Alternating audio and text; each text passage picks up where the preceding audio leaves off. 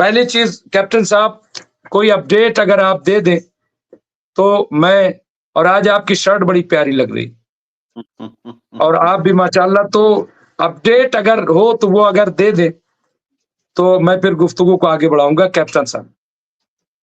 हाँ, डॉक्टर रिजवी, आज की सबसे बड़ी खबर तो यही है कि अमेरिका जो पिछले 5 दिन से दबाव डाल रहा था इज़राइल के ऊपर, अमेरिकन एनवॉय इज़राइल में पिछले 5 दिन से बैठे हुए हैं। उसमें काफ़ी प्रोग्रेस हुई है और नेतन्याहू जो हैं वो अपने कैबिनेट के सामने, जो उनकी सिक्योरिटी कैबिनेट है, उसके सामने पीस प्रपोज़ल को लेकर प्रस्ताव दे चुके हैं और अब डिस्कशन ये हो रहा है कि पीस प्रस्ताव को कितना मान लिया जाए और कहाँ तक पीस प्रस्ताव के कौन से ऐसे वाले बिंदु हैं जिनमें मानने में कुछ दिक्कत होगी। तो पीस प्रस्ताव पेश हो चुका है। उनके जो extreme right wing Jews supporters हैं, वो इसका विरोध कर रहे हैं अभी भी और एक्सट्रीम राइट विंग ज्यूज जो हैं वो अभी भी सोच रहे हैं कि इस लड़ाई को, हिजबुल्लाह के ऊपर जो हमला है उसको तब तक जारी रखना चाहिए जब तक कि हिजबुल्लाह को और नष्ट नहीं कर दिया जाता। खबर ये भी आई है कि असेसमेंट अमेरिका ये कर रही है नेतन्याहू के साथ मिलकर कि अगर नेतन्याहू अपने सिक्योरिटी कैबिनेट में इस सीज़फायर प्लान को, जिसमें शुरुआती बिंदु ये है कि 60 दिन के लिए जंगबंदी की जाएगी। अगर नेतन्याहू इसके लिए अपने प्रपोजल के साथ आगे बढ़ते हैं, तो क्या उनकी जो लिकुद पार्टी है, माइनॉरिटी गवर्नमेंट है, वो एक्सट्रीम राइट विंग ज्यूज के सपोर्ट से खड़ी है। खूंखार जो ज्यूज होते, उनके सपोर्ट से खड़ी है। तो अमेरिका भी ये आकलन करने की कोशिश कर रहा है कि क्या ये extreme right wing Jews Netanyahu सरकार का साथ छोड़ देंगे, सरकार गिरा देंगे। तो अभी 1 घंटे पहले जो असेसमेंट आई है, America behind the back in Jews के साथ बात कर रहा है और शायद अंदाजा ये लगाया जा रहा है कि अगर नेतन्याहू सीज़फायर प्रपोजल को मान लेते हैं, आगे बढ़ा देते हैं, ओके कर देते हैं, फिर भी जो ये ज्यूज हैं जो कि चाहते हैं कि अब तक तो यही कह रहे थे कि हिजबुल्लाह के ऊपर लड़ाई जारी रहे, ये सरकार से अपना सपोर्ट नहीं हटाएंगे, यानी सरकार को गिराएंगे नहीं। तो अच्छी बात है, अच्छी प्रोग्रेस है। 3 मोटा-मोटी बिंदु जो आए हैं सीज़फायर प्रपोजल के, जो कि अमेरिका ने दिए हैं और काफी हद तक लेबनान की जो सरकार है बेरूत में, वो उसको मान चुकी है। बेरूत में जो उनके पार्लियामेंट के सेक्रेटरी हैं, वो भी ऐसा कह चुके हैं कि हमारे साथ बातचीत हो गई है और हमने इसको, हिजबुल्लाह को भी कुछ हद तक मना लिया है। 3 बड़े बिंदु ऐसे हैं कि शुरुआती दौर में 60 दिन का सीज़फायर होगा। इसमें शायद हमास और हिजबुल्लाह बोल रहे हैं कि सीज़फायर परमानेंटली हो जाए। दूसरा बिंदु ये है कि इज़राइल ने ये कहा है कि हिजबुल्लाह जो है वो इज़राइल के बॉर्डर से 30 किलोमीटर नॉर्थ में चला जाएगा, उत्तर की तरफ चला जाएगा, लिटानी रिवर के उस पार।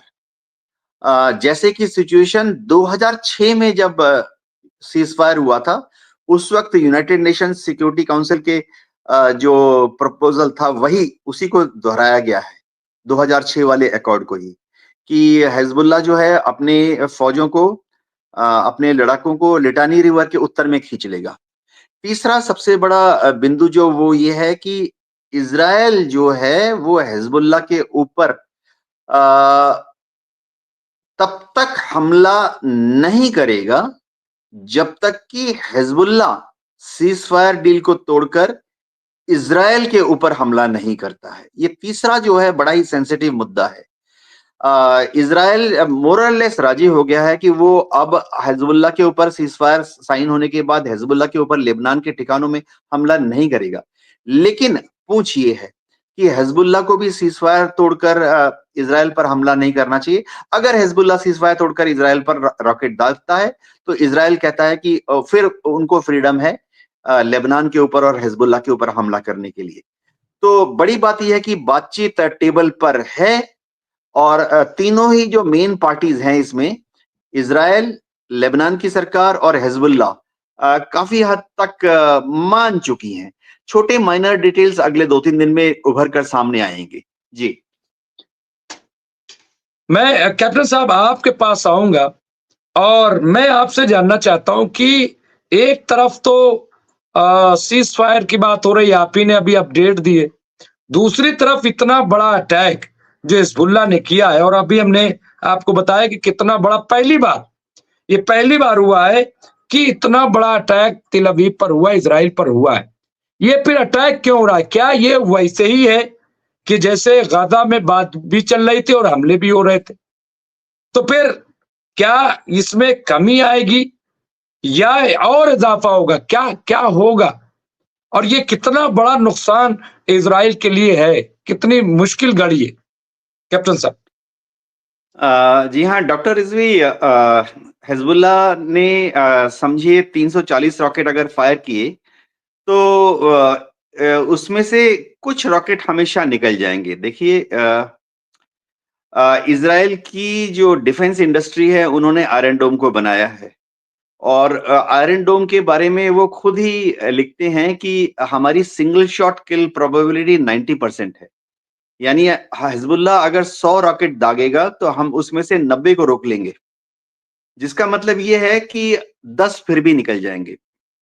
तो अगर हिजबुल्लाह 340 रॉकेट फायर करता है तो 10% यानी समझिए 30 या 34 रॉकेट फिर भी आके इजराइल में टारगेट पर गिरेंगे।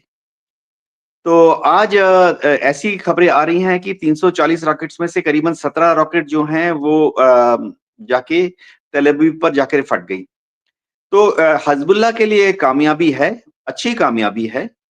और उभय पक्ष अभी, क्योंकि दोनों ही साइड्स को लग रहा है कि शायद अगले 1, 2, 3, 4, 5 दिन में सीज फायर हो जाएगा, तो दोनों ही पक्ष अब एक लास्ट मिनट जबरदस्त हमला कर रहे हैं। हिजबुल्लाह अपने रॉकेट दाग रहा है तेल अवीव के ऊपर, हाइफा के ऊपर, और इजराइल बमबारी कर रहा है लेबनान में हिजबुल्लाह के ठिकानों पर। ये उभय पक्ष इसलिए इतनी हैवी बमबारी कर रहे हैं एक दूसरे के ऊपर, ताकि जब सीज फायर के लिए बातचीत के लिए टेबल पे बैठे तो दोनों को लगे कि वो मजबूती से बात कर रहा है, कमजोरी से बात नहीं कर रहा है।